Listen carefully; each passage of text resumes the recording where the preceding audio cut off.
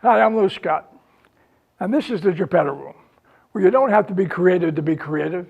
You just have to be you, because here we're going to explain and explore techniques and activities to make it easy for you to create, to innovate, to transform your ideas and decisions into practical solutions, to enrich the way you live, the way you work, the way you play in the state. Now, last episode, I discussed a piece of research that the state was doing, trying to compare ourselves to other states, the condition of it economically and so forth, along various indicators such as transportation, education, healthcare, and demographics. Now, in most cases, we scored pretty well. We were average, in a couple of places we were high, except in one very critical area, and that was demographics. The demographics showed that we were getting older as a population, that our youth was leaving and no youth was coming in. That has dire repercussions from an economic standpoint, and it's something that we really have to fix to ourselves. Now, last episode, when I was discussing it, I left out two important points about that research, which I want to bring up. One was that the research, it depends on statistics, and statistics obviously can be exaggerated, can be manipulated. Absolutely true, yes, it can be. However, the people who did this research were right on. Look, folks, look where we are right now. Several colleges have closed. Our hospitals, some are bankrupt. Our downtown areas are decaying because youth is not there. There are no businesses downtown. We're old, and our youth is leaving, and no youth is coming in. That is a dire economic prediction for us. Now, the second aspect was, why does a population need a young people? Well, simple. Young people are an economic force. They drive, they consume, they buy houses, they start businesses, they have children. The houses they build need things. We're older people, we have those things. Without that economic driver, the economics of the future of the state is not very good shape. Now, today I'm going to interview a woman who is leading an organization that is impacting on youth and their children from a nurturing standpoint and an educational standpoint. And she's introducing some very innovative initiatives to keep the kids here, to keep our youth here, to incent them to stay here, which is very important. Now, with that said, let me go to the dioramas. Now, you know how that works. What I do is I try to tell you a story about the diorama. What was I thinking about when I was creating it? What I want it to intend? What do I want it to be? Project. Now, while I'm telling you that story, I'm stimulating the neurons in your brain. That's how it works. And the more stimulating your neurons are, the more of your brain you use, the better decisions you can make. And folks, this is what this show is all about. We have to make better decisions. We cannot solve new problems with old ideas, only transformative ideas. So let's go to the first diorama. This I call the mask of murder. Now, what I started to think about is, what drives a young white male, and they're all young and white, okay, to go out and kill indiscriminately people, murder men, women, and children? What drives him? What drives him to put on a military clothing, pick up a military weapon, stuff his pockets with military bullets, and go out and slaughter children, women, and men? Is he crazy? Possibly. Is it the lack of medical facilities? Yes. Is it the easy availability of military weapons? Yes. Is it the cowboy mystique that America has, the frontier, the Wild West? Yes. Is it our warlike personality as a country? And we do have that. It's a fact that since 1775, the United States has been at war 94% of the time. We are warlike. Now, my conclusion was that it's all those things. It's all those things. So to solve the problem, what we have to do simply is to get experts together and look at the problem holistically. and then come up with the solutions and implement them in the state. Meanwhile, what are we doing? We have a diametrically opposed political situation where we argue about the Second Amendment. The Second Amendment and balance of checks and the availability of weapons, it's only one part of it. And while we're doing that, folks, people are being killed. Children are being bled and hit with military weapons and they die in the streets. Horrible death. That has to stop. Now, as I say, what is the Geppetto moment? The Geppetto moment is, it sounds simple, is exercise. Now, we all know that exercise, we live longer. But however, there's been a massive study in the last few years and of a large sampling. And when you have a large sampling and research, the results have a lot of credibility. And the sampling had two kind of results that I found to be fascinating. One of which was, when you exercise, it generates more synapses in your brain. You're going to be using more of your brain, and when you use more of your brain, simply, you're smarter. You're going to make better decisions. But even more fantastic than that was, the research found that when you exercise, you actually create neurons. You actually add power to your brain. You make your brain bigger, more ability to make decisions. I find that fascinating. Yeah, so simple part of it is exercise. Let's go to the second piece. The second piece I call, what is reality?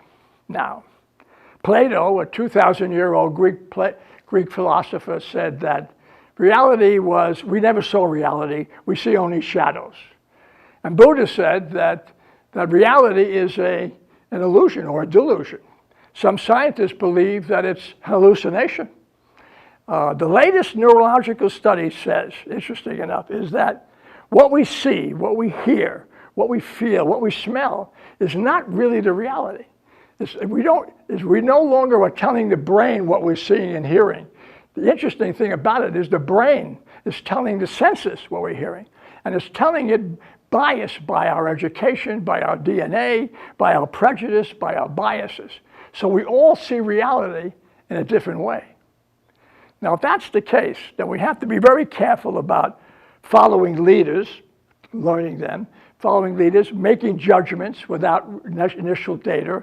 We have to be careful about our biases towards certain things because those things that we're seeing are not really what we're seeing. We're being pressured by backgrounds. That's an interesting thing. If we were to take our time, maybe to be aware that we're all seeing different realities, maybe what we'll do is we'll be less biased and less prejudice in the world. Wouldn't that be wonderful? Now, what's the Geppetto moment? The Geppetto moment is what every artist knows. You never go with the first idea, never. You have an idea, you're working on a project, you're making a decision, an idea occurs. If you choose the first one that comes to your mind without enriching it, without seeing other ideas, most likely, guarantee almost, that you're not going to achieve the expectation. It's certainly not going to be transformative. Simply do not go with the first idea. Now, let's go to my third piece. The third piece I call race. Every race has its creed, has its religion, has its legends, has its stories, has its leaders, has its myths, its customs, its country, its dress.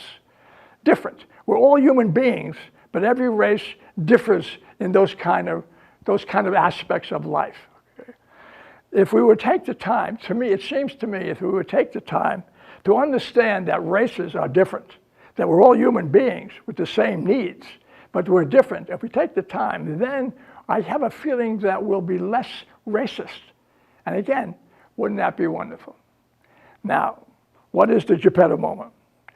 The Geppetto moment is simply visualization. And there's two aspects to visualization. One aspect is if you're working on a problem and you come up with a solution or an idea, see it, feel it, write it down, draw it, feel it intensively, feel it. And when you do that, and at the same time, when you have that feeling, when you see it in all its details, then the second aspect of visualization is, what you want to be able to do is concentrate and see it happening. See yourself doing it like sports figures do. They get into the spotlight. They get into the whatever they call the zone. Get into the zone. When you do that, those two parts of visualization, I can assure you that what will happen was that what you want to achieve will be achieved. More so than if you don't visualize. Visualize. It's a very good tool for transformative thinking. As I said, I'm going to interview who I think is a very talented woman. Her name is Mary Feldman, and Mary is the executive director of PCC, the Parent-Child Center of Rutland County. Now, Mary is doing some innovative things. First of all, the mission of the PCC is that she works with younger people and their children, and from a nurturing standpoint and from an educational standpoint.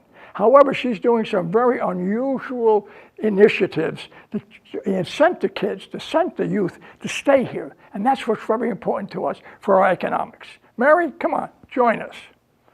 Hi, Lou. Hi, Mary, how are you? Good, how are you? One of my favorite people.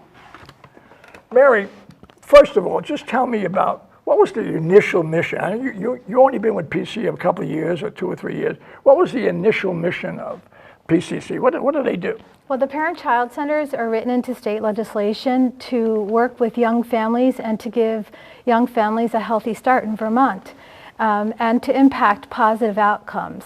So the goal was to make sure these families had a good start, and then that would diminish some of the problems that might come from not having a good start. Yeah. But then you brought some other techniques. You brought a philosophy. I remember you brought some kind of philosophy that changed the way you were doing that mission. What was that philosophy?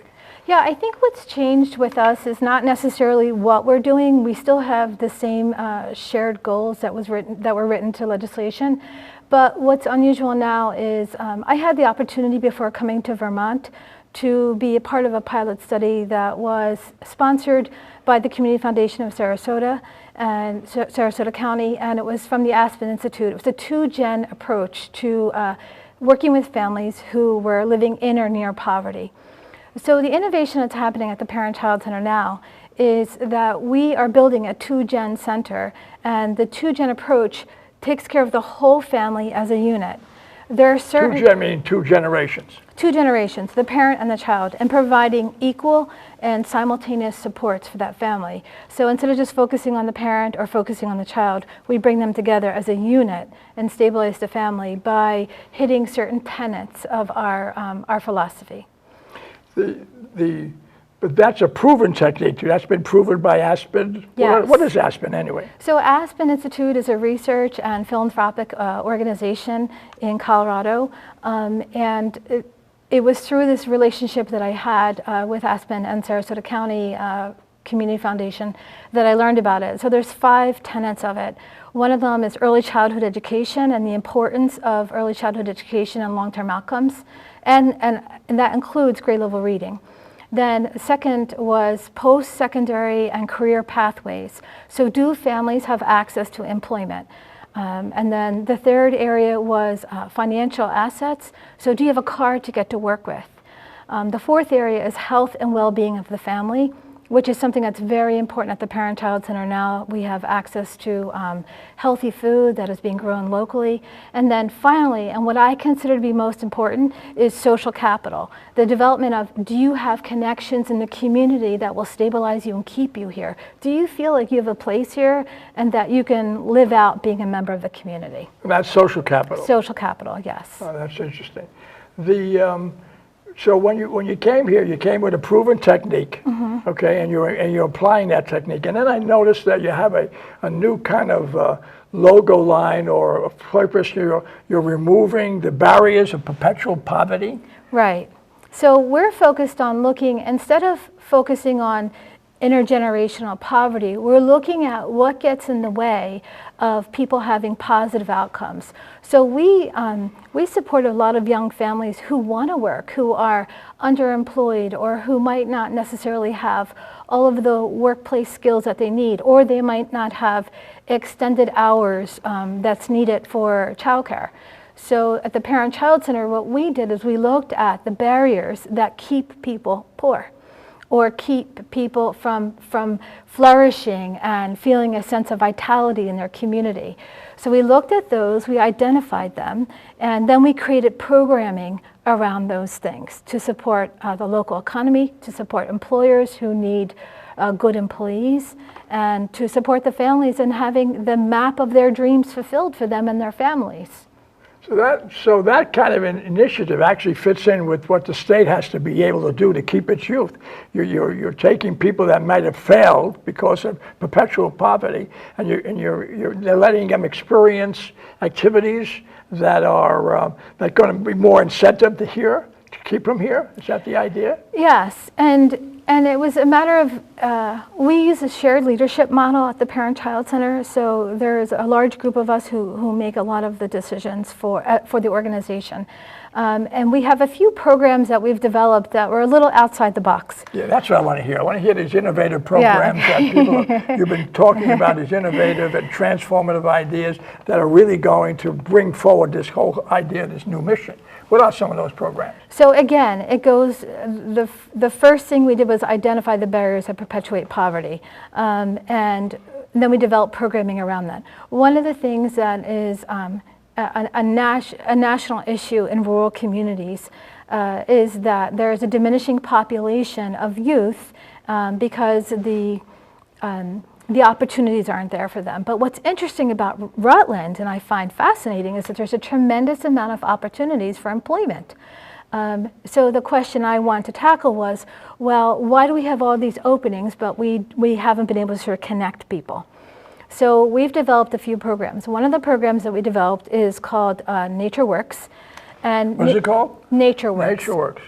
And so Nature Works has a kind of a twofold approach. So one of the goals of Nature Works is to work with youth who aren't quite work ready and help them to become work ready and get some soft skills. But at the same time, remember I talked to you about social capital? Mm-hmm. Well, they work in a cohort. So they work together and they build relationships with other young people who are, getting work ready. They do some internships. We pay them a very small stipend for coming.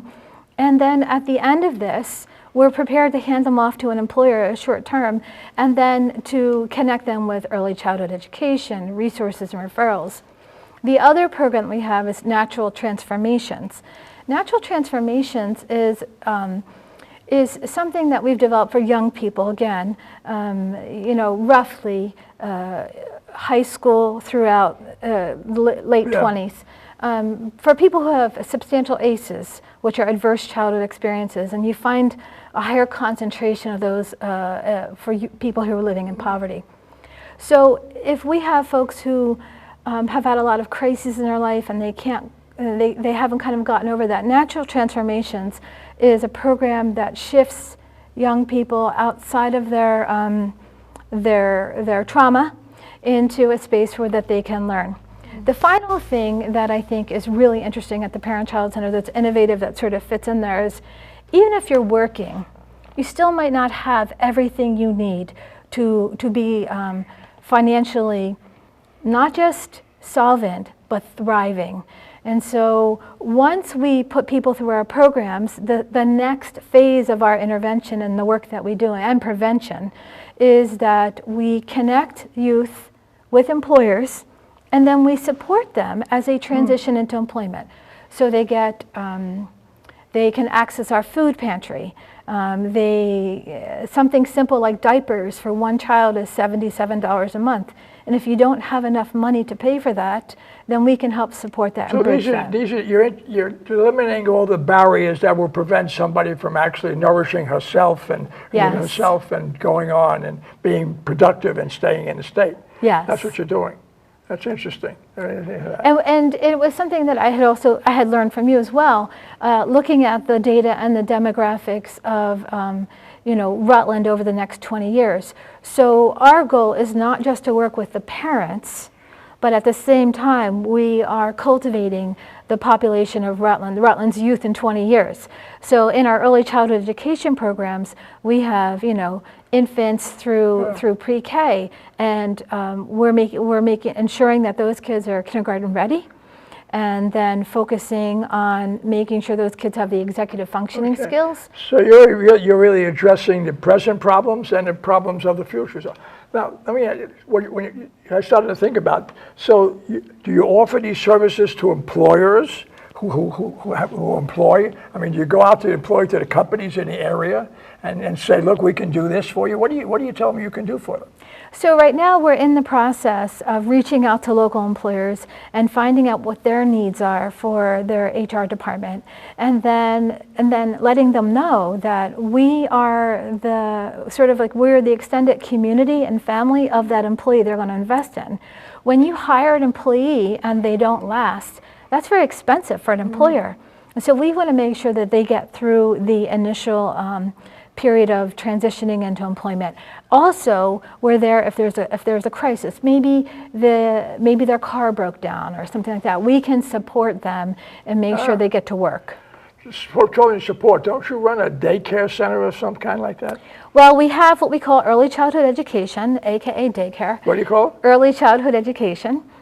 Because we believe that we're not just watching kids, but that we're also educating children, and that children's education begins at birth. And in our early childhood education program, we're offering extended hours. So if employees need to be at first shift, then we can be available at 6:30 in the morning and stay until the end of the day at 6:30 at night. So the people who are educating those children in daycare centers, what's their background? Are they teachers? Are they social? I mean, do they follow your philosophy? So all the staff at the Parent-Child Center of Rutland County follow this philosophy of a two-gen whole family approach. When I hire someone to work in our early childhood education program, I say to them that you're working with the whole family. You have the child for 6 or 7 or 8 hours a day, but you only get the parents for 15 minutes on either end. So you have to be really good at connecting at those 15 minutes. All of our staff meet the requirements for licensing. We have a lot of staff who, although they work in early education and it is not traditionally a high-paid field, they have bachelor's degrees and associate's degrees and are actively enrolled at Community College of Vermont taking early childhood education courses. So we really push for an educated staff, and then we also blend the Montessori method into our early childhood education program. Yeah. So, in conclusion, what can the community, what can the state, you're helping the state with this economic problem of youth and so forth, what can the state respond? How can people respond, community? What can you ask for people? Oh, there's a lot to ask for. Okay. So let's hear some of what you can ask for. Stop me. So the first thing I would ask for is that people come and tour our center. They come see who we are and Where are you now? What's the address? Our administrative offices are located at 61 Pleasant Street, and we are building a beautiful two-gen campus at 1618 Chaplain Avenue, just across from the State Fairgrounds.